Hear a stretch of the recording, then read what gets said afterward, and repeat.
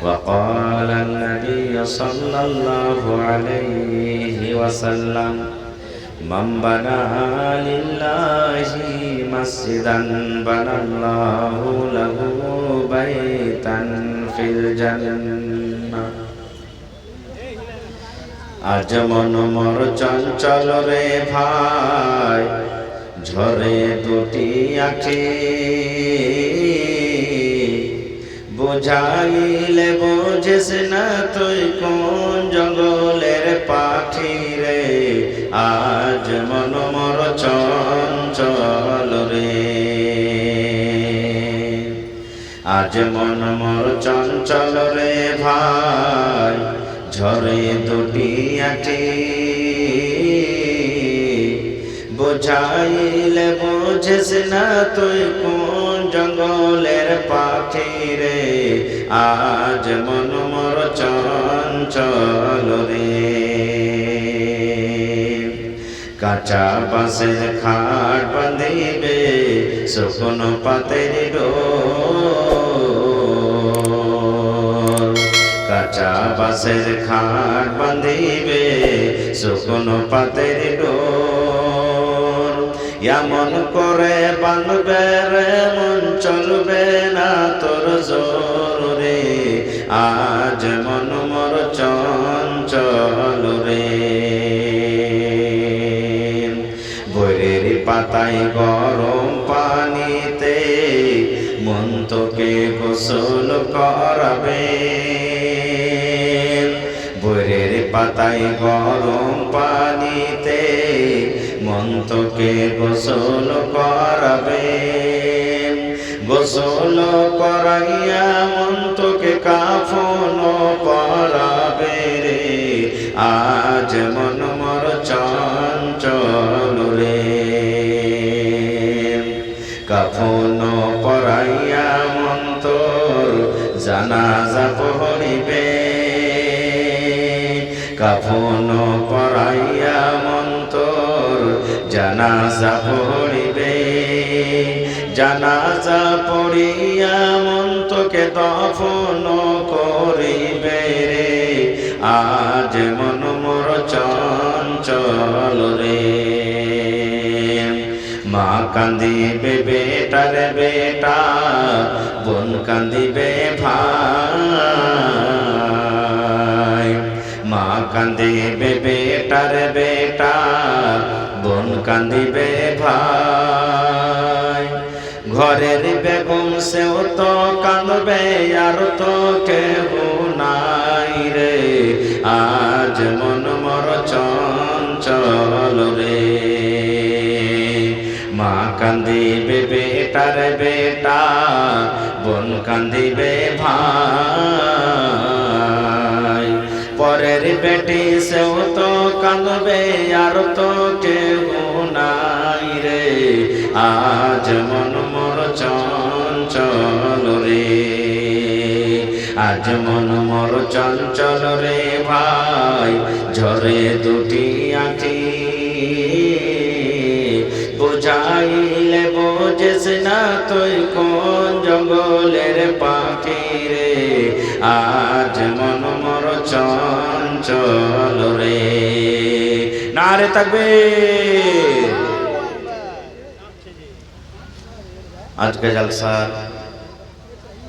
আমার যোগ্যতম শ্রদ্ধেয় সভাপতি সাহেব উপস্থিত উলামায়ে কেরাম সামনে বসে থাকা ইসলাম দরদি দিন দরদি ভাই ও বাবাজিরা পর্দানশীল মায়েরা এবং খালারা সমস্ত তারিফ ও গুণগান সে মহান আল্লাহ তাবারক ওয়া তাআলার জন্য যে মহান আল্লাহ তাবারক ওয়া তাআলা আজকে আমাদেরকে নরম গরম বিছানাকে ত্যাগ করে ফ্যানের বাতাস কে ত্যাগ করে এই গেরুয়া ঘাট জামে মসজিদের এই জালসার পিন্ডালের তলাতে একত্রিত হয়ে বসে কিছু বলার আলোচনার তৌফিক দিয়েছেন তাই আমরা সে আল্লাহর প্রশংসা করি অন্তর থেকে মুহাব্বতের সাথে একটু আপনারা সকলেই পড়েন আলহামদুলিল্লাহ। তারপর আমাদের শেষ নবী হযরত মুহাম্মদুর রাসূলুল্লাহ পড়েন সাল্লাল্লাহু আলাইহি ওয়াসাল্লামের উপর অগণন দরুদ শরীফ শান্তির দ্বারা বর্ষিত হোক আমিন। আল্লাহুম্মা সাল্লি আলাইহি আল্লাহুম্মা বারিক আলাইহি। বন্ধুগণ, আজকে আমি আপনাদের সামনে কোরআন মাজিদ থেকে একটি আয়াত তেলাওয়াত করেছি এবং আল্লাহর নবী মুহাম্মদ সাল্লাল্লাহু আলাইহি ওয়াসাল্লামের একটি হাদিস পড়েছি। সেই আয়াত এবং হাদিসকে সামনে রেখে আমি আমার বক্তব্য ইতি করব। আমা তাওফীকি ইল্লা বিল্লাহ। আল্লাহর কাছে দোয়া করি রব্বুল আলামিন আমি যা কিছু বলবো যেন সেই হাদিস এবং কোরআন থেকে বলতে পারি এবং ছোট বড় সকলে যেন শোনার পর আমরা আমল করতে পারি, তার জন্য আল্লাহ আমাদেরকে তৌফিক দেন। পড় আল্লাহুম্মা আমিন। ভাই মুসলমান, আজকে আপনাদের সামনে আমি আলোচনা করব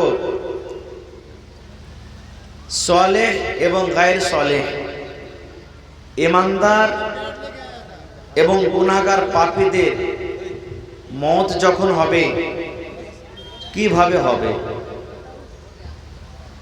যারা ঈমানদার নেককার মানুষ তাদের মওত কিভাবে হবে, যারা গুনাহগার পাপী আল্লাহকে মানে না, আল্লাহ রসুলকে মানে না, শরীয়ত মানে না, দিন মানে না, তাদের মওত কিভাবে হবে। এবং কিয়ামতের দিন আল্লাহ তাবারাক ওয়া তাআলা এই যে যারা দুনিয়াতে পাপ করে গুনাহ করে তারা জান্নাত যেতে পারবে কি পারবে না এ সম্পর্কে কয়েকটি কথা আপনাদের সামনে রাখবো ইনশাআল্লাহ তাআলা।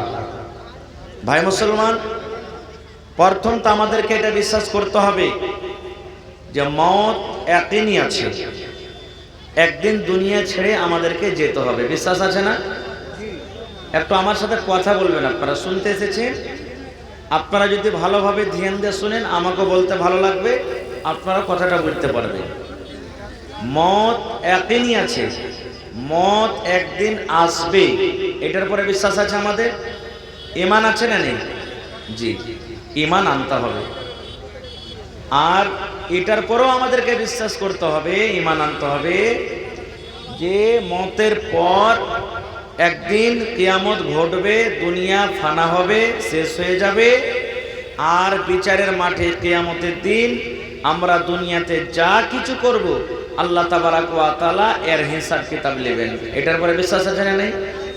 আছে ভাই। 6টা জিনিসের পরে ঈমান আনতে হবে আমাদেরকে। একটা মুসলমানকে জানা দরকার, একটা মুসলমানের জন্য এটা শিখা ফরজ বা ওয়াজিব। কি কি? আমানতু বিল্লাহি ওয়া মালাইকাতিহি ওয়া কুতুবিহি ওয়া রুসুলিহি ওয়াল ইয়াউমিল আখির ওয়া তুমিনা বিল কদরি খাইরিহি ওয়া শাররিহি। এই 6টা জিনিসের পরে ঈমান আনতে হবে আমাদেরকে। আমানতু বিল্লাহ মানে আমি আল্লাহর প্রতি ঈমান আনলাম। আল্লাহ কয় আছেন ভাই? আল্লাহ হলেন কয়? একটু কথা বলেন। আল্লাহ হলেন এক। আল্লাহর মা আছে কি? আল্লাহর বাবা আছে কি? আল্লাহর ছেলে মেয়ে আছে কি? আল্লাহর ভাই বেরাদার আছে কি? আল্লাহর বিবি বাচ্চা আছে কি? কেউ নেই। কারণ আল্লাহ তাবারাক ওয়া তাআলা বিভিন্ন জায়গাতে বলছেন। আর একটা সূরা আমাদের সবারই মুখস্থ আছে, যে সূরাটার নাম হলো সূরা ইখলাস। আল্লাহ বলছেন কুল, হে নবী আপনি বলে দেন, হুয়াল্লাহু আহাদ, আল্লাহ হলেন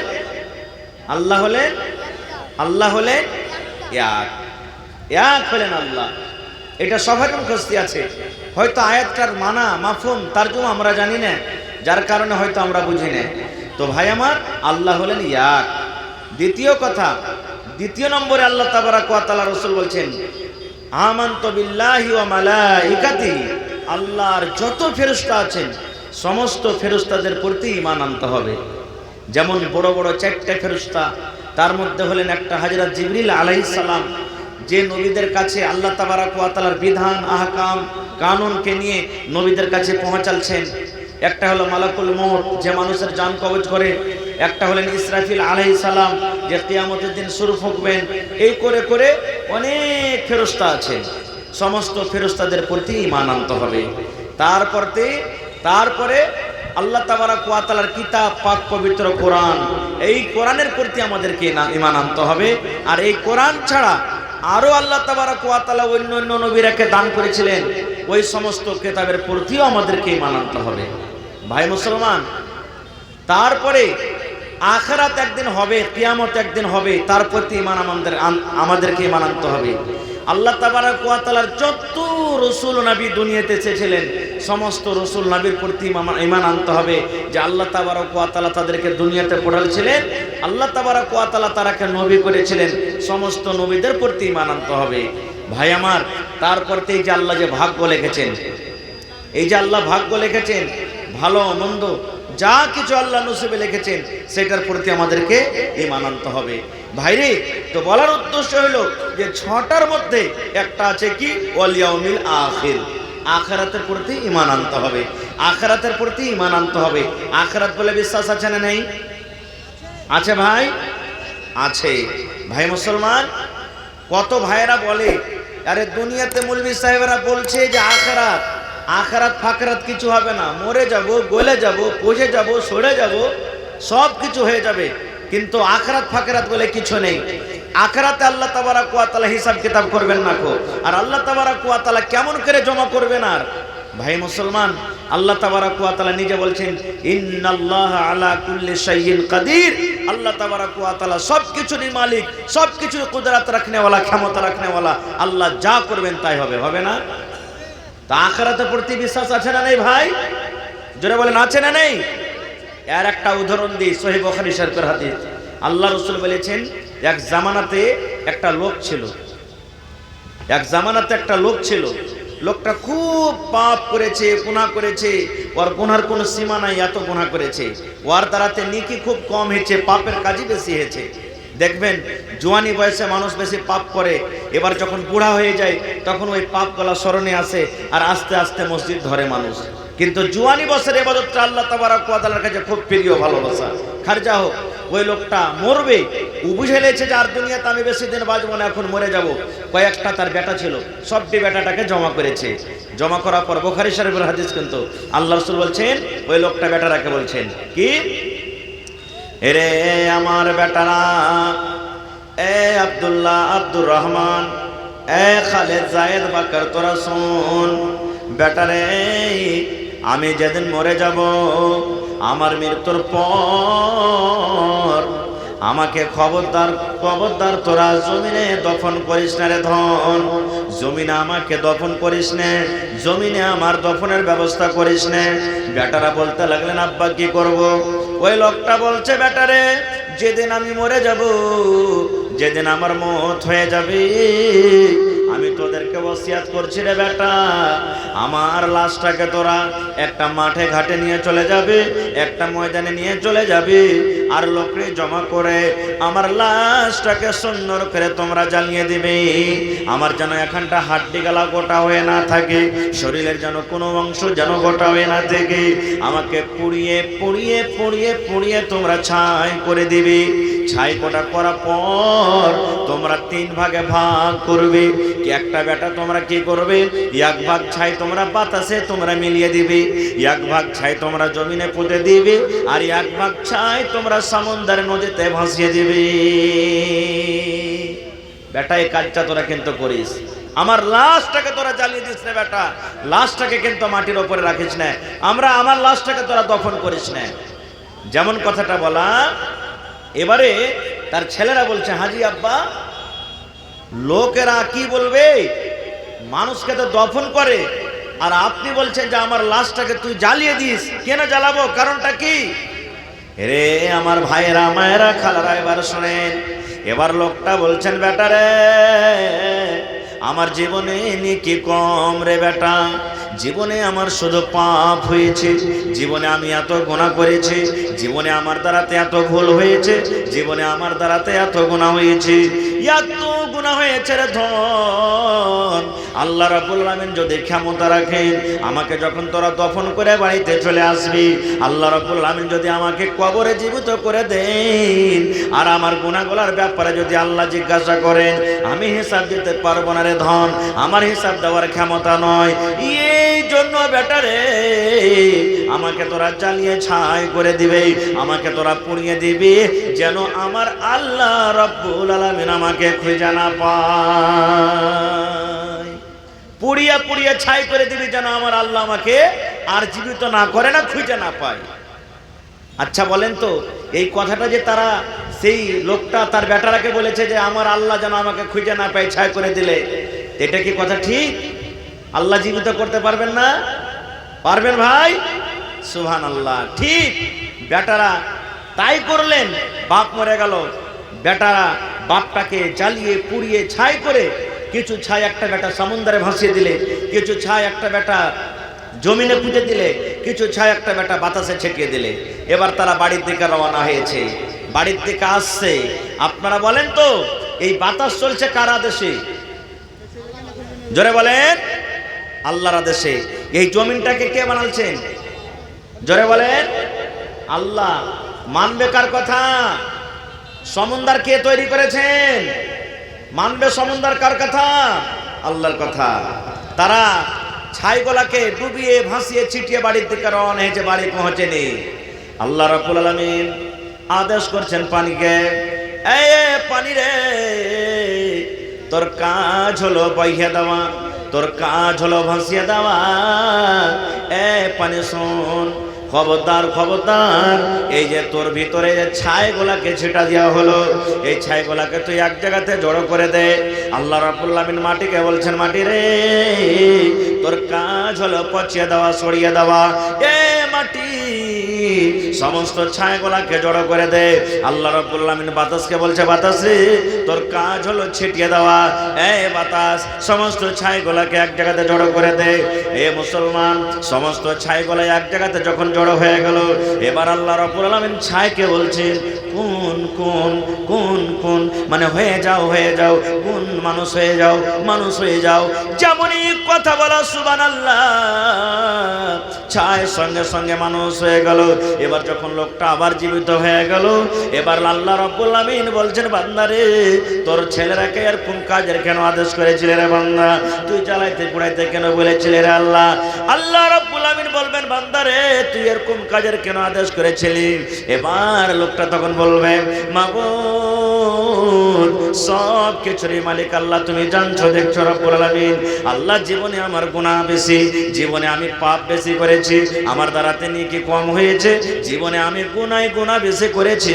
আল্লাহ, যে মরার টাইমে তোমাকে বলে ডর হয়েছে, জাহান্নাম বলে আল্লাহ ভয় হয়েছে, কবর বলে আল্লাহ ডর হয়েছে।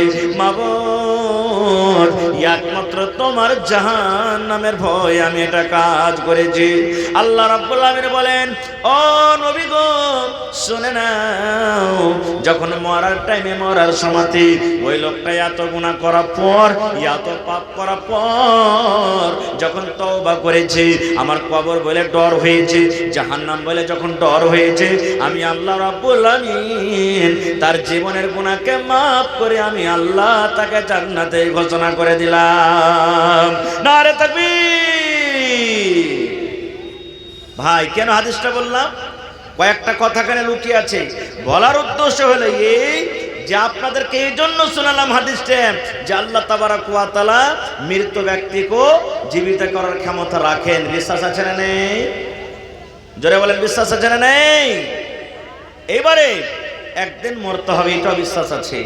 আমরা তো মুসলমান বলি, আমার গায়ের মুসলিম ভাইরা তাও বলে একদিন মরতে হবে। হবে না? বলে না তারা? একদিন মরতে হবে। এবার মত কখন হবে আল্লাহ তাবারাক ওয়া তাআলা ছাড়া কেউ জানে না। আল্লাহ রাব্বুল আলামিন সূরা লোকমান খুলে দেখবেন, শেষের আয়াতটাতে 5টা জিনিসের জিকির করেছেন। তার মধ্যে একটা হলো যে তুমি কোন জায়গাতে যে মরবে, কোন জায়গাতে তোমার মত হবে আল্লাহ জানেন, আল্লাহ ছাড়া কেউ জানে না যে মানুষের কোন জায়গাতে মত হবে। এবারে বলবেন যে হাজী মাওলানা, মানুষ যে মরবে, এই যে আমার বিষয় হলো আজকে যে ভালো এবং মন্দ মানুষের পার্থক্য কি, কিভাবে মানুষের মতটা হয়।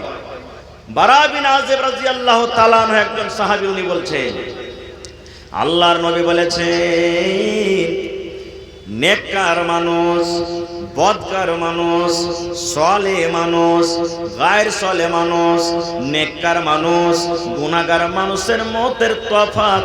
বারা বিন আযিব রাদিয়াল্লাহু তাআলা আনহু বলেন, আল্লাহর রাসূল বলেছেন, উম্মত রে, একটা লোক যখন মরবে যখন লোকটা, এখনো 5 মিনিট সময় আছে, 10 মিনিট সময় আছে, আধ ঘন্টা সময় আছে, 1 ঘন্টা সময় আছে, এখনো মরে যায়নি। আর হয়তো আধ ঘন্টা পর লোকটা মরে যাবে, 1 ঘন্টা পর মরে যাবে, 15 মিনিট পর মরে যাবে।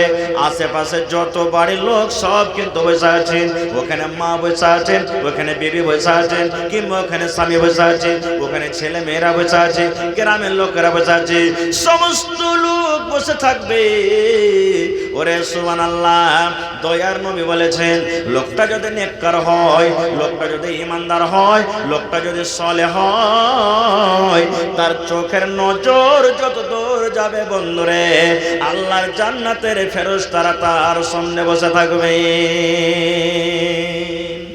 কিন্তু আশেপাশে যত লোক বসে থাকবেন কেউ কিন্তু ফেরেশতারাকে দেখতে পাবেন না, যতই লোক থাকে। আজকে যেমন আপনারা কুরসিতে বসে বসে জালসা শুনছেন, এই মতো লোকটা যদি মরবে, নেককার যদি হয়, তার চোখের সামনে কে থাকবে? আল্লাহর জান্নাতের ফেরেশতারা বসে থাকবে। মানুষের জানকে কবজ করেন ভাই, ওই ফেরেশতার নাম কি? যে মানুষের জান কবজ করে ফেরেশতার নাম কি? জোরে বলেন। হায়রে আল্লাহ, সেই ফেরেশতার নাম জানেন না আপনারা?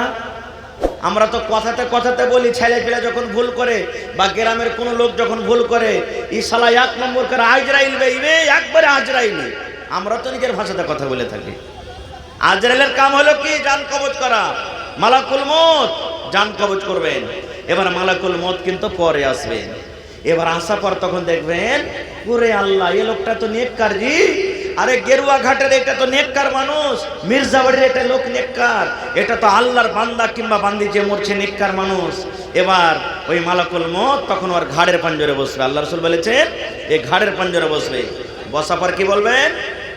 এ ভালো নাফস, ওই জানখানাকে বলবেন, এ ভালো নাফস, এ ভালো রূহ, এসো এসো এসো, তুমি তাড়াতাড়ি করে দেহখান ছেড়ে দাও, তাড়াতাড়ি করে তুমি বডিটা ছেড়ে দাও, এসো এসো, তাড়াতাড়ি করে এসো। আল্লাহ রাসূল বলেছেন, উম্মত রে,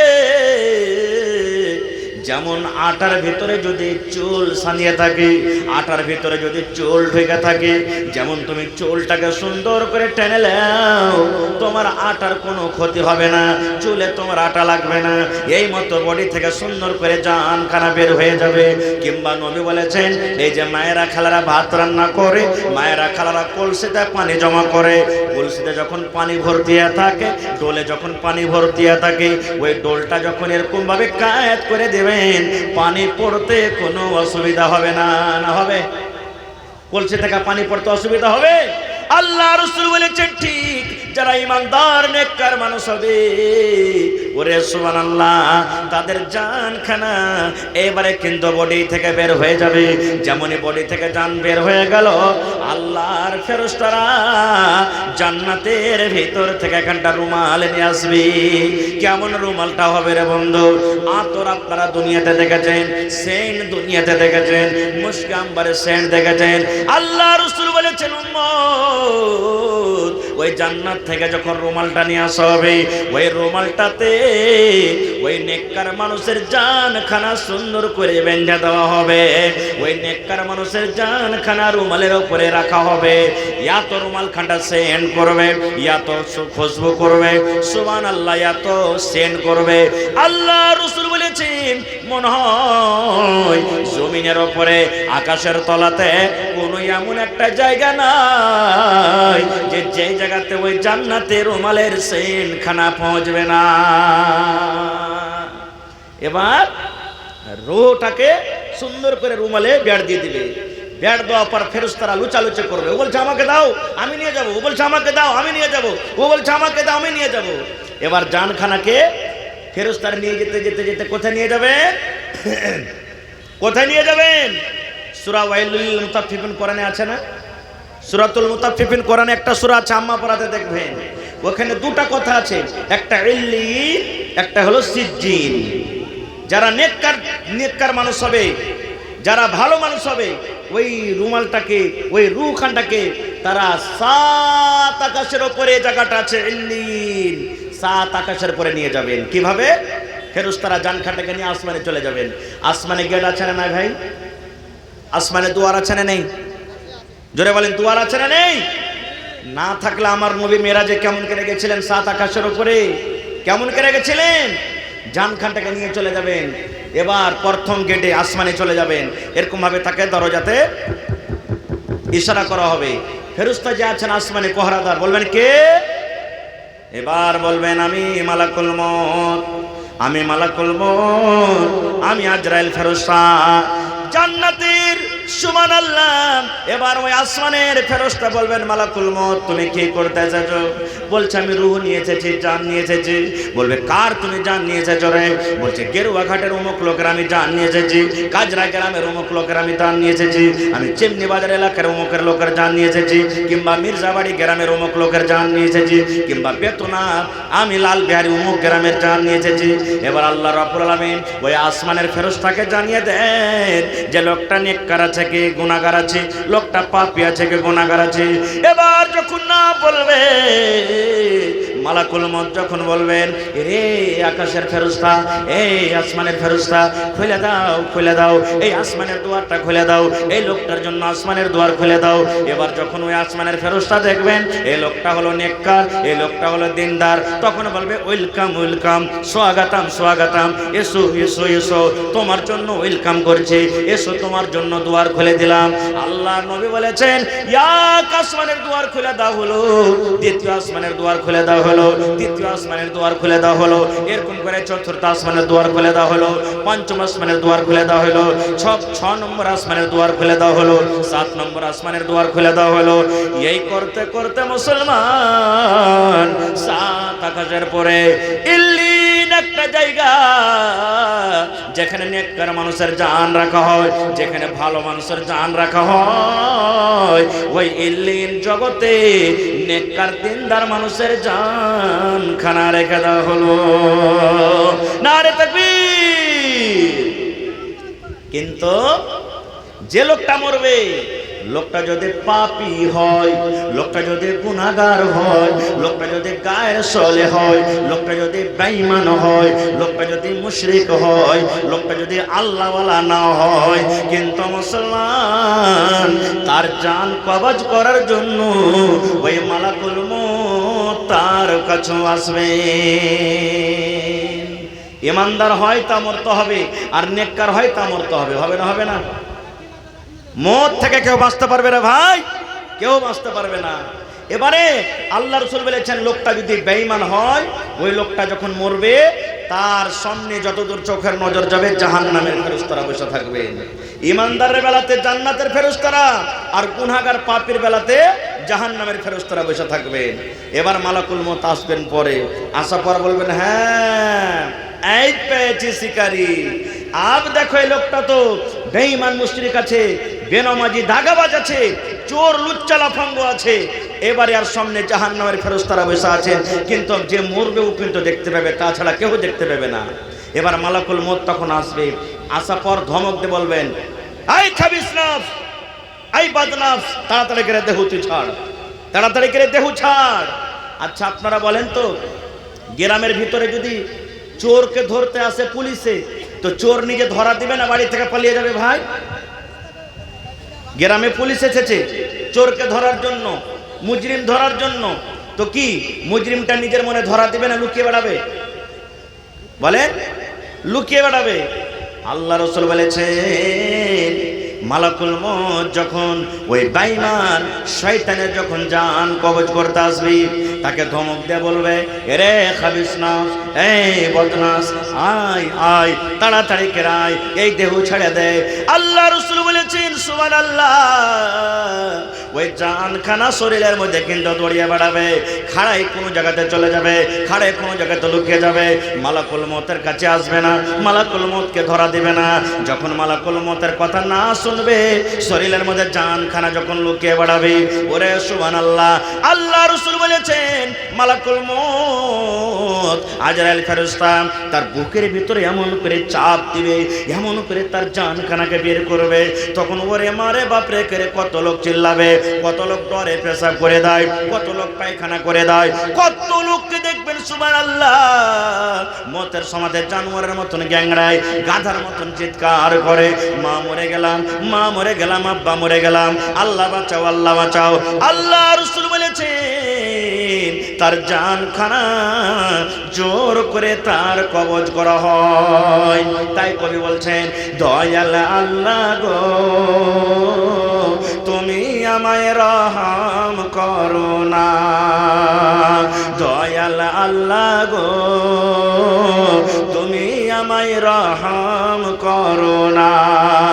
তুমি রহমান, তুমি রাহিম, তুমি মেহেরবান, দয়াল আল্লাহ গো তুমি আমায় রহম করো না। মতের যখন অর্ডার হবে আজরাইল এসে বুকে বসিবে, মতের যখন অর্ডার হবে আজরাইল এসে বুকে বসিবে, বুক ফাটিবে মুখ ফুটবে না, বুক ফাটিবে মুখ ফুটবে না, তুমি আমায় রহম করো না। জান কবজ হয়ে গেল। এবার তার জানটাকে কিসে নিয়ে যাবে জানেন? জাহান্নামের রুমাল নিয়ে আসা হবে, জাহান্নামের রুমাল নিয়ে আসা হবে। এত দুর্গন্ধ করবে, এত বাদবু করবে। আপনি যদি রাস্তা দিয়ে হেঁটে চলে যান, 5 দিন 7 দিন 10 দিনকার যদি একটা গরু মরে থাকে, একটা কুকুর যদি মরে থাকে, বলেন দুর্গন্ধ করবে না করবে না? করবে। রাস্তাতে যেমনই হাঁটবেন সেন্ট আসবে, নাক ধরে পার করবেন, পালারে বাপরে পালা, এত দুর্গন্ধ সহজে নেয়। আল্লাহ রাসূল বলেছেন এমন ওই জাহান্নামের রুমালটা দুর্গন্ধ করবে, ওরে সুবহানাল্লাহ, মনে হয় তার বুদবুতে গোটা পৃথিবী ভরে গেল। এবার ওই গুনাহগারের পাপে বান্দা এবং বান্দের জানখানা ওই জাহান্নামের রুমালের ভিতরে বেড় দিয়ে ওই বন্দরে মালাকুল মউত প্রথম আকাশের কাছে নিয়ে চলে যাবে। আকাশের কাছে নিয়ে যাওয়ার পর বলবে খোলো জাহান্নামের গেট, আসমানের ফেরেশতা খোলো। আসমানের ফেরেশতা গেটম্যান বলবেন কাকে এনেছো তুমি? বলবে আরে গেরুয়া ঘাটের অমুক লোক এনেছি, মির্জাবাড়ির অমুক লোক এনেছি। এবার তখন ওই ফেরেশতা দেখবেন এটা তো হলো পাপী গুনাহগার বান্দা বান্দি। তখন ওই আসমানের ফেরেশতা বলবেন রে মালাকুল মউত তুমি আমাকে মাফ করে দাও রে মালাকুল মউত। এই বেঈমানের শয়তানের জন্য আসমানের দুয়ার খোলা হবে না রে, আসমানের দুয়ার খোলা হবে না। পারবো না, পারবো না, আসমানের দুয়ার আমি খুলতে পারবো না, আসমানের দুয়ার খুলতে পারবো না। ওরে সুবহানাল্লাহ, যখন আসমানের দুয়ার যখন খোলা হবে না, তখন মালাকুল মউত কি বলবেন জানেন? তোর বাপের কেউ ন করেছে রে বেটা, তোর বাপের কে কেউ ন করেছে। একবার তোকে জমিন থেকে সুন্দর করে তোকে নিয়ে আসবো, আর জমিনে আবার তোকে সুন্দর করে নিয়ে যাব। আল্লাহর নবী বলেছেন কত কোটি কোটি মাইল উঁচা থেকে ওরে আল্লাহ তার জানখানাকে ছেড়ে দেওয়া হবে, তার রূহখানটাকে ছেড়ে দেওয়া হবে। হাও মাও করে কত চিৎকার করবে, কানবে। এবার রূহখানটা পড়তে পড়তে পড়তে পড়তে ওই সূরাতুল মুতাফফিফিন পড়ে দেখবেন ওয়াতি সিজ্জিন বলে একটা যে কথা আছে। আল্লাহ রাব্বুল আলামিন বলেন যারা গুনাহগার বান্দা, যারা পাপী বান্দা, যারা গুনাহগার বান্দা, তাদের রূহ রাখা হবে মাটির তলাতে। সিজ্জিন বলে একটা জায়গা, ওই সিজ্জিন জগতে তার জানখানাকে রেখে দেওয়া হবে। নেককারের জন্য 7 আকাশের পরে ইল্লিন জগতে জান রাখা হয়, আর গুনাহগার পাপীর জন্য মাটির তলাতে, মাটির ভিতরে সিজ্জিন, সিজ্জিন বলে একটা জায়গা, ওই জায়গাতে রাখা হয়। এবার আপনারা বলবেন হাজী মাওলানা আসমানের দুয়ার যে খুললে না, এই লোকটা কি জান্নাত পাইবে না? এই লোকটা কি আল্লাহর জান্নাত যাবে না? যাবে, যাবে। কেমন করে যাবে? আল্লাহ তাআলা বলছেন ইন্নাল্লাযীনা কাযাবু বিআয়াতিনা ওয়াস্তাকবারু আনহা লা তুফাত্তাহু লাহুম আবওয়াবুস সামায়ে।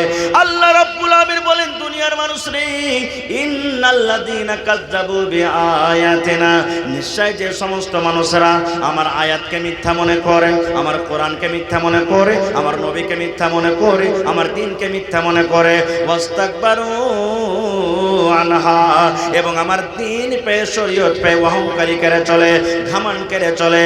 আল্লাহ বলেন বেঈমান রে, যেদিন তুই মরে যাবি রে নাদান, যেদিন তোর মত হবে, যেদিন আমার মালাকুল মউত তোর জান কবজ করবে, সেই দিন লা তুফাত্তাহু লাকুম আবওয়াবুস সামায়ে, সেই দিন তোর আসমানের দুয়ার তোর জন্য খোলা হবে না। আল্লাহ বলেন যারা অহংকারী করে, শরীয়ত মানে না, দিন মানে না, আল্লাহ বলেন নাদান রে, যেদিন তুই মরে যাবি তোর জন্য আসমানের দুয়ার খোলা হবে না। তাহলে বেঈমান শয়তানের জন্য তো আল্লাহ আসমানের দুয়ার খুললেন না, ওর জান খান কোথায় চলে গেল? মাটির তলাতে সিজ্জিনে। বলবেন মাওলানা জান্নাত পাইবে না? জি পাইবে। আল্লাহ বলছেন আসমানের দুয়ার তো খুলবে না, খুলবে না। ওয়ালা ইয়াদখুলুনাল জান্নাহ।